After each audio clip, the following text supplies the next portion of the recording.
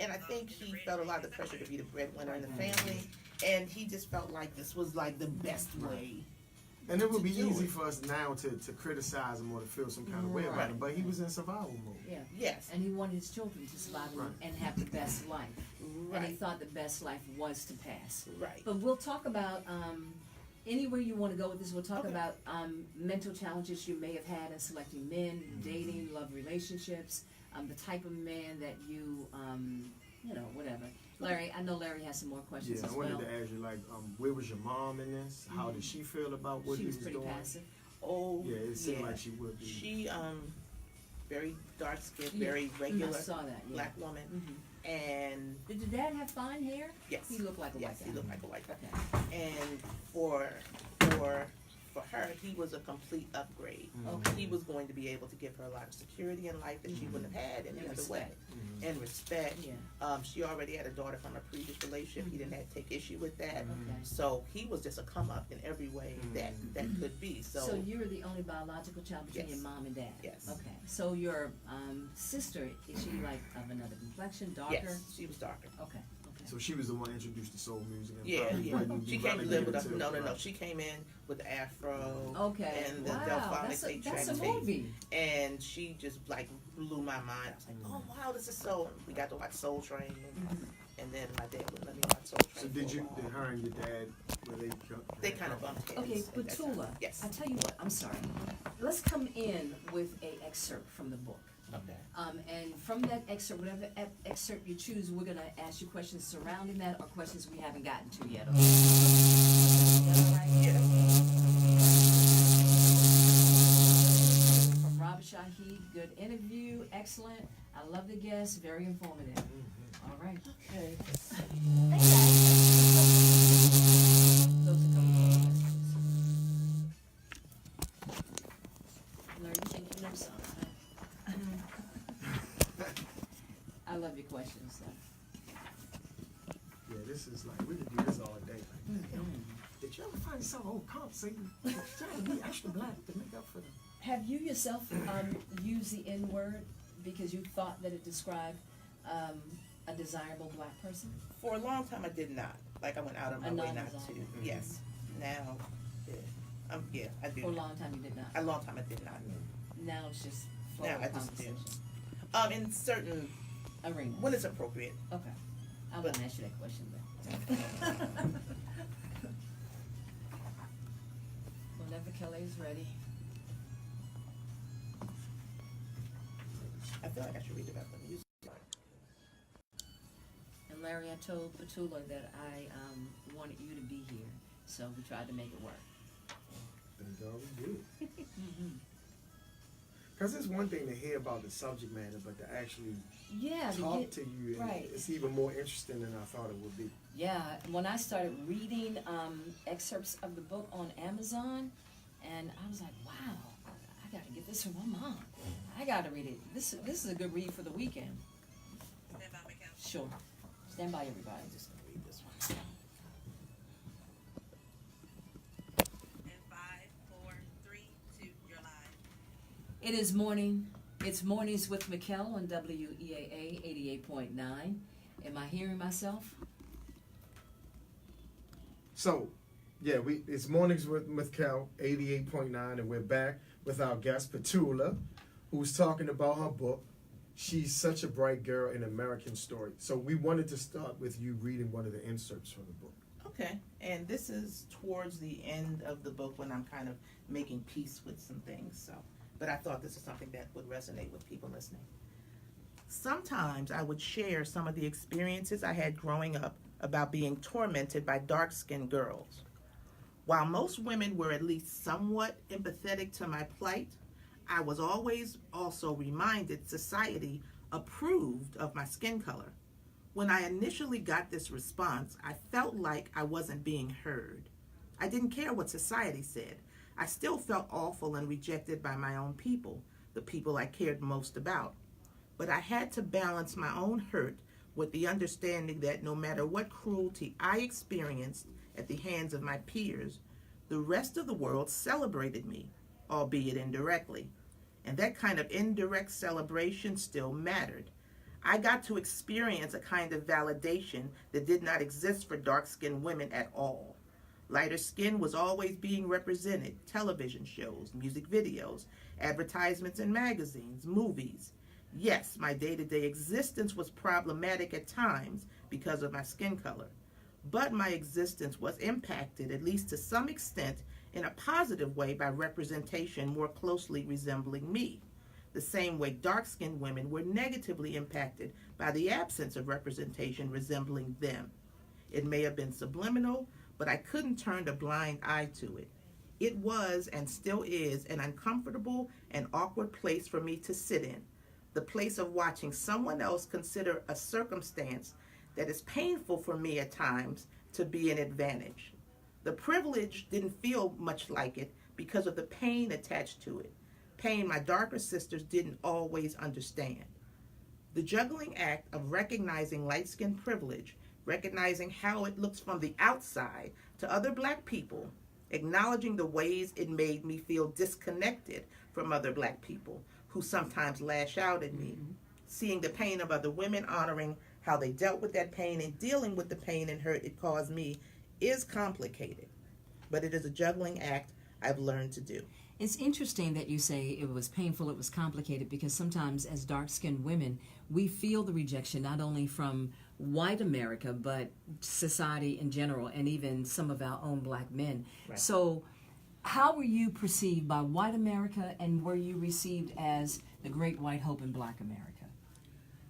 White America, I started my work life in corporate America. I was actually an asset manager and made a lot of money doing that. And white America thought I was awesome. I wasn't too much of anything. I wasn't too brown. I wasn't too obtrusive. I was just sat right there in a nice, comfortable place where they could, talk to me and feel comfortable making their little jokes around me. And there came a time when I didn't like it anymore. At first, I was like, oh, acceptance. This is what my dad wanted. Paycheck. Nice. We can do this. But after a while, I was like, I don't like this. It's not cool. And it kind of got to a point where they were getting really, really comfortable with me and saying things that I know they would not have said had I presented differently. Before your father passed, God bless him, was he proud of the way you began to blend with white America?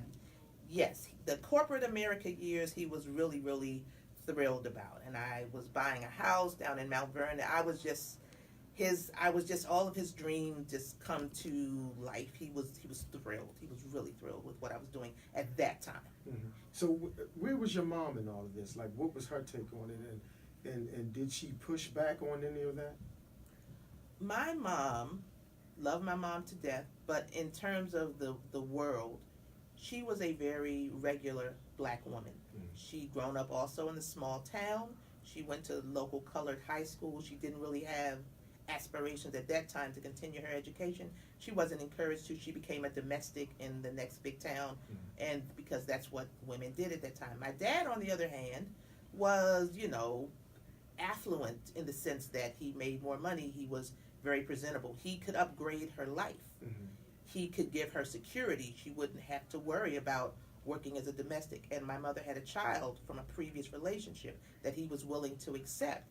So he could just take her, swoop her up, and put her in completely different circumstances. And all she had to do was be okay with how he wanted to influence me, and that was the bargain that they made. So they had a very traditional marriage. He worked, he came home, she took care of home and hearth. Dinner was on the table at 5:30. She massaged his back, clipped his toenails. It was just straight traditional domestic Leave It to Beaver stuff in my house. So for those who may not have looked at the book on Amazon or picked up the book yet, it is called She's Such a Bright Girl, an American Story by Tula. We'd like to mention that your father married a dark-skinned woman. Yes. Who felt like she upgraded. Yes. Okay. It is now 9 o'clock, time for us to join Julius White with a news update, and we'll come back and we'll ask you questions about your poetry, relationships as a light-skinned woman living in black America. 88.9 WEAA. Okay. Anything in particular you want to talk about? Because we'll wrap it up in this next half hour. No, I think I'm kind of hitting everything. It's just always weird to talk about. It's Like, great again? conversation though. Yeah, Yeah. it definitely has been. And I love it. Man. Larry, what you want to talk about? I just like the way we're going with I it. thought you were and attracted to flowing. dark skinned men, aren't you? But that was I was going to ask evidence you that would about indicate. I overcompensating. like to say that I'm not, but evidence would say otherwise. Okay. And sometimes Are it's, they attracted to you? right. Yeah, Sometimes that's what it is. Like dark skinned men, because it seems like in relationships, people try to overcompensate through the partner. Yes. So like if a woman is quiet and she's an introvert, she like guys who are extroverts. And guys are attracted to that. Right. And the same thing with light skinned women. Sometimes the dark skinned men are the ones who Right. approach you and come at you. Right. It may not be your preference, but you like who But likes you. Right. So it's like, Right. oh, okay, he's here, so Right. let's try this. Right. So, And likes so your dad would make you wear wigs sometimes. He huh? tried. Well, he gave me wigs, but Okay. I would not wear them. I would Okay. hide them. Okay. Oh, I forgot. I don't know. It just I don't know. So just, Let me check. Can they for a second? Oh, excuse me. but as far as the dating the dark skinned men is concerned, this is something I used to always find weird. I knew because I always would be concerned I'd end up with a guy who just had a fetish almost for like 10 women. So I'd be worried about that. So when we get to the point where we would have sex for the first time, it's the way they stare at your skin when you're naked. I'm like, oh Lord, another one. Right. This nigga. But it might just be that. No. It's just I can tell You can because tell the he has like. difference. And I'm like, is there a problem? You're just so light. Yeah, okay. So I'm gonna be leaving now, but you know, good luck to you. Because I like to look at a woman when she's naked because she's fine. Right. Whether she black or light, I'm just like, damn, girl. Yo, we're gonna play a song and then we are going to come back and we'll wrap it up. Okay. So, where can you get the book? Okay. If people want to connect with you, where? Okay. But we'll talk more about the book. Okay. Okay. Larry, you have questions? I couldn't hear myself in the headphones. That's why I like. And then I say insert instead of excerpt, and I wanted to go I back thought you and said correct insert. myself. But So look, people, because I know the listeners were like, did this nigga say insert? And I wanted to say, yeah, niggas, I know I said insert. I meant to say excerpt, and I was caught off guard, and I had to just make up some bullshit. did you want to share an excerpt? Does this book bring back pain for you? No, at this point, no. No. At this Okay. point, no. Okay. And is this on the New York Times bestsellers Oh list yet? no, not there, not should there be. yet. It We're should gonna be. get it there. I'm yeah. trying, but not there yet. Not there yet. And so, was it therapeutic for you? Like, was this part of the release? That's a good of question. It Shoot. was finally because it allowed me to ask my mother some questions that I did not get to ask her because I never knew like how she met my sister's dad. I just knew. I was like, well, mom, you How know. did she meet him? Well, I asked. I Long was like, story. did they have a relationship? No, and it was like she didn't really say. And then it occurred to me maybe it was a non-consensual situation, so I Okay. wanted to be sensitive. Well, Mom, you know. And she finally said, look, I met him in a bar. Back in my day, I was kind of promiscuous. Do you know what that means? I'm like, Okay. Yes, That's what your ma'am. mom said. Yes, ma'am. And I'm then shut good. it down. I'm so good. Right. Okay. So that's all I needed to know. Okay. My mom That's was all a you need to hoe. know. Get it? It's all right. I do jokes about all this with my grandmother. Oh, do you? With older ladies, Oh, how I they put my headset on. literally Yeah, when they get to that point where they don't care no more. Oh yeah, they'll just tell you. Yeah, they'll just let you know.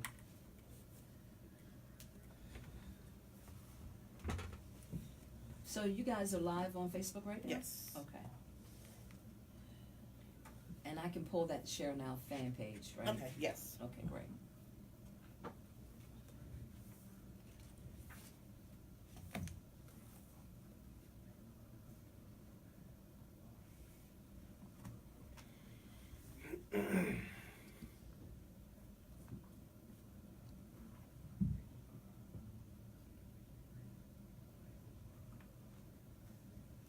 hope the audio is picking up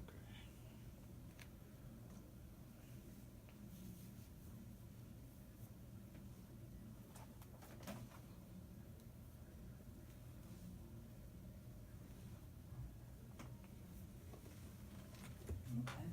Okay. We'll come in after Alicia Myers. But you know, it's interesting because I never realized how people accept you when you're lighter. A friend of mine is about your complexion. We were down many years ago at Lexington Market getting salad, and this guy came up and he was like all over her, And because I was with her, he recognized me, and then as he gave her "you fine," he turned around and looked at me, so you fine too.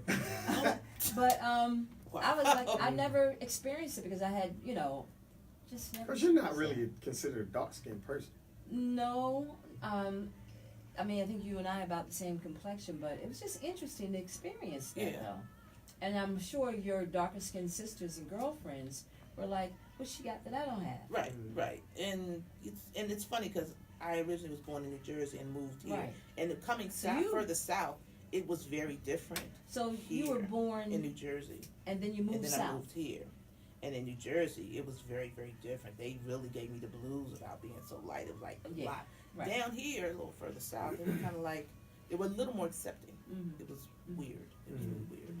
That's because I think it's closer to where a lot of that happens. Happened, right? You know what I mean? Yeah, Right. yeah. The further south you go, the more you're gonna see those Mhm. interracial things because Right. of slavery Right. Yeah. and of course it doesn't go as far up north.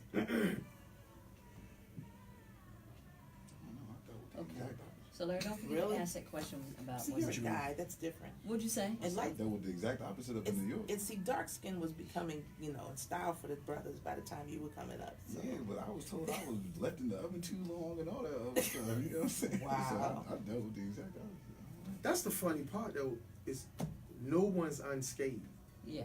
So if you talk to dark skinned people, they had that story, and then if you talk to light skinned people, like I remember like when it started, like in the early '90s, mid '90s, where I- dark skin became the thing. Right. I That's like how to. I like to know when you found your inner voice in corporate America. You left, didn't you? Yeah. That right. I wanted to ask you, did you ever speak up? Like, did you have to start checking white folks? Not at first. Or you just chose to No, remove eventually yourself? it was because they were having like their annual golf tournament. It had encouraged me to go, and it was like, well, Tula, maybe she can't play golf, and they all started laughing. Oh, We wow. can find someone to teach us. Like, oh, okay, Right. so now, just no. Mm. And then so I asked, like, can you swim? And they would always whisper when they would ask me, Mhm. can you swim? Oh, jeez. Wow. Wow, Yeah. America. So I was like, okay, I have to get out of here. Don't forget to ask your question. Mhm. Okay. All right. So we'll come back and we'll. We know we're gonna wrap the conversation up. Okay. But you have an excerpt? Yes, I have a Okay. brief one. Okay. We'll close out with an excerpt. Okay. Okay. So based on the time, how many questions you think we can get in? Mick. Mykel. I said, Everything. based on the time, how many questions you think we can get in? Two. Two. Yeah. One per. Yeah. And if Mark has one, three. Okay. Okay. Oh, Swedish. Your mic is open, Mykel. Uh-oh. 88.9. No, I was joking. Oh. Off key. Sounded good, shorty. The shower singing.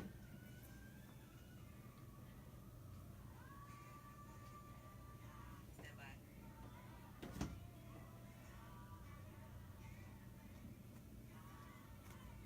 It's a nice song.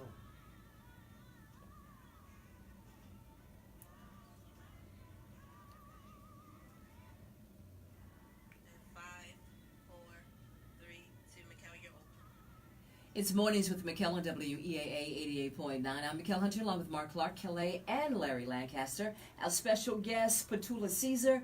You know her if you're here in Baltimore, and on a national scale, you may have read some of her erotica. She's such a bright girl in American Story. You were telling us about a number of things, passing in corporate America, some of the jokes being told. Can she play golf? They'll whisper and say, can you swim? Things like that. So my question is, when did you find your inner voice? When did I find my inner voice? I always wanted to be a writer just from the time I knew that's what I was supposed to do. My parents did not want me to be a starving artist, so they do what black parents do. Go find a good job and do that in your spare time. But I came across an opportunity to write some erotica, which I had been doing kind of just as a hobby. And I actually got published.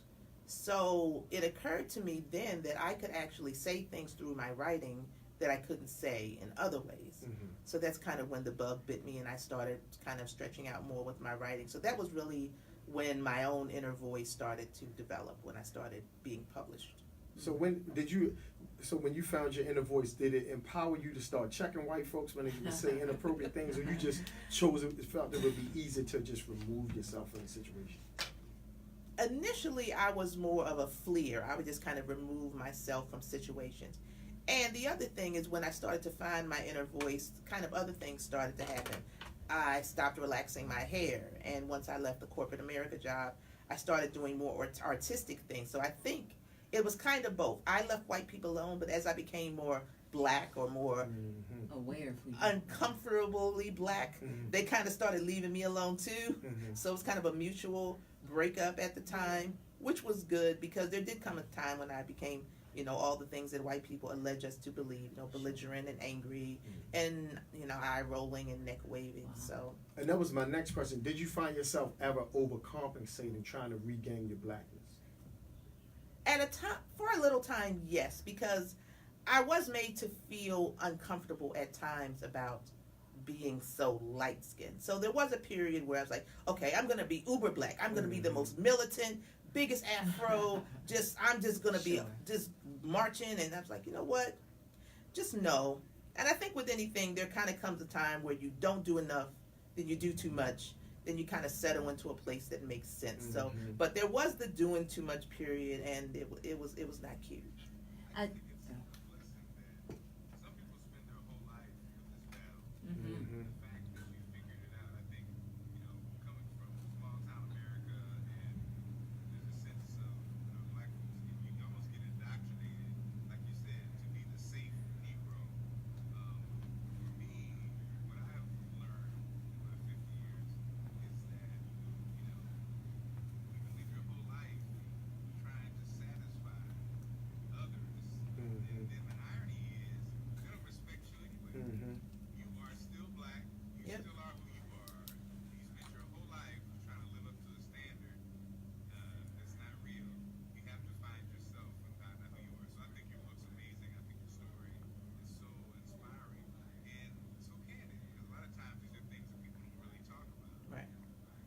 I know we wanted to hit on, before we let you go, Tula, the type of men that you were attracted to, or the type of men that were attracted to you. Did you find yourself in dating being defiant against your dad? Initially, yes. I went and found, my dad actually used to call dark men ink spots.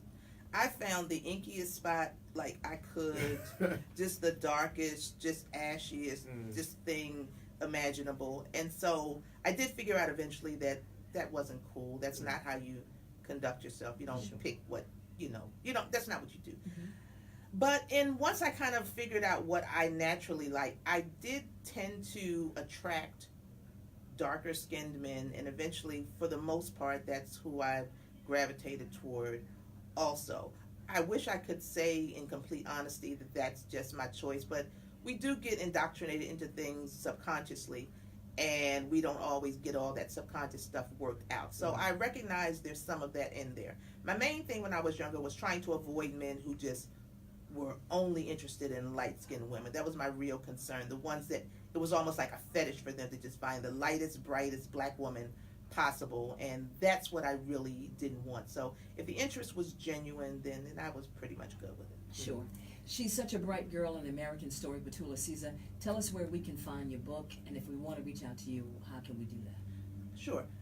The book is available online for purchase. BarnesandNoble.com, Amazon.com are probably the easiest ways to do that. You can also pick it up on my website, www.PatulaCaesar.com. And if you do want to reach out to me personally, I'm on pretty much all social media that exists as Patula Caesar, and on Facebook as Tula May. So I'm pretty easy to find out in cyberspace. The conversation about colorism is still very relevant today, and it's a fascinating story.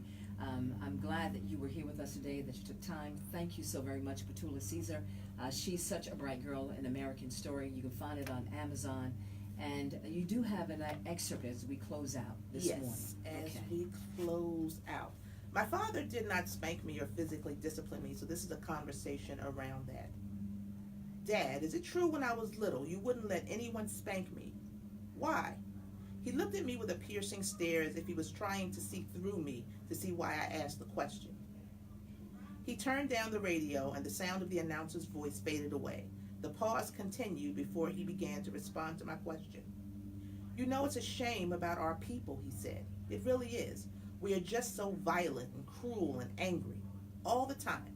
And you know where we learn how to be violent? At home, from each other. The way our kinfolks would beat us until we were bruised, had scars, and then we grow up thinking that kind of thing is okay. He told me he watched black people inflict violence on each other from childhood. To top things off, my dad said, this is the reason white people don't want anything to do with us. They don't want us around because we act so inhuman. My dad paused again. I couldn't have responded even if I wanted to. This was a new take on his all too common why good white folks don't want to be around black folks speeches that I grew up with. I knew my dad thought black people were loud and uncouth and uncultured. Now my dad claimed we were violent too. And because we were violent, we made white people feel unsafe, and they kept themselves and all their wonderful white bounty away from us. I held my tongue, thankful that the darkness was obscuring my face. Wow. An amazing story, an amazing take on violence that your father got. And I know that you probably learned a lot about history outside of the home. Yeah, definitely. A whole lot of history. Again, the very talented, multi-talented author, writer, performer, artist, Tula Caesar. Thank you so very much for being here. She's such a bright girl in American Story. Make sure you get your copy. It's Mornings with Mykel on WEAA.